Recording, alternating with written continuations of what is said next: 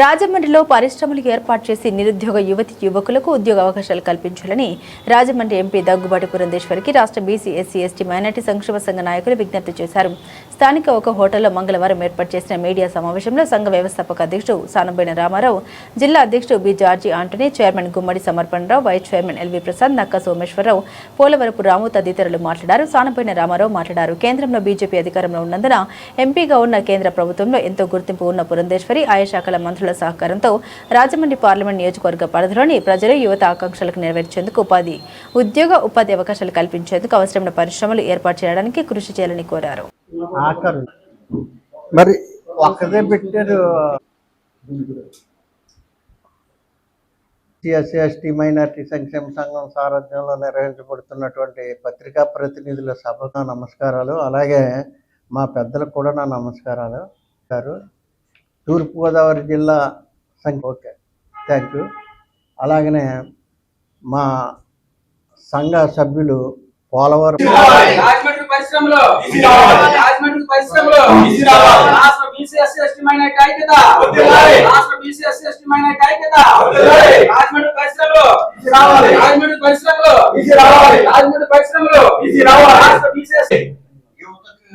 యువతకు ఉపాధి అవకాశాలు కల్పించాలి. యువతకు ఉపాధి అవకాశాలు కల్పించాలి. యువతకు ఉపాధి అవకాశాలు కల్పించాలి.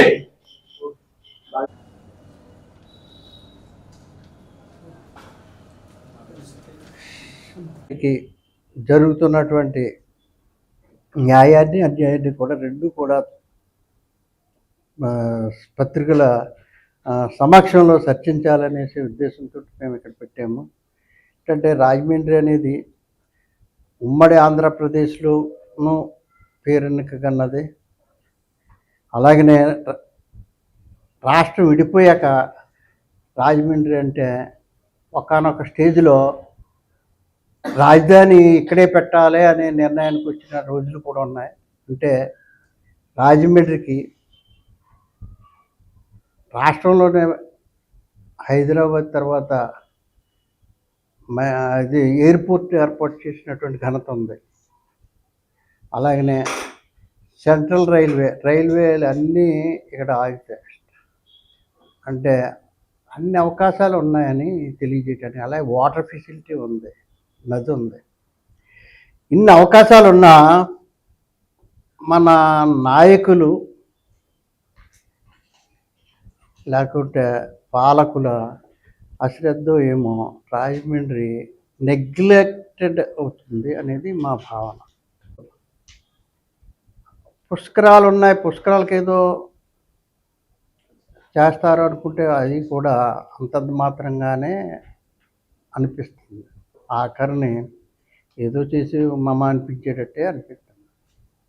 అందువల్ల మా సంఘం తరఫున ప్రశ్నించాలని, కోరాలని పెద్దల్ని ఈ పత్రికా ప్రతినిధుల సమావేశాన్ని ఏర్పాటు చేశాము. అయితే మాది ఉద్దేశం ఏంటంటే, మేము గత ప్రభుత్వంలో కొన్ని ఇబ్బందులు పడ్డాము.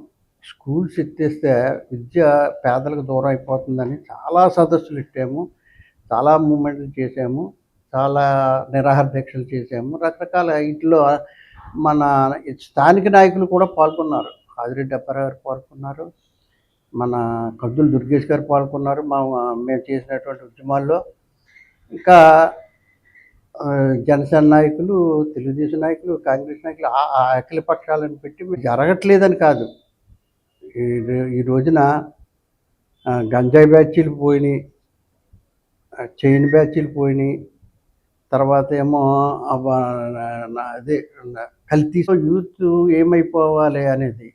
ఇప్పుడు నిజంగా చంద్రబాబు నాయుడు గారు, లోకేష్ గారు ప్రయత్నం, పవన్ కళ్యాణ్ గారి ప్రయత్నంలో అనేకమైన కంపెనీలు రావడం వల్ల ఉద్యోగాలు వస్తాయని ఆశలతోటి పిల్లలు చాలా ఎదురు చూస్తున్నారు.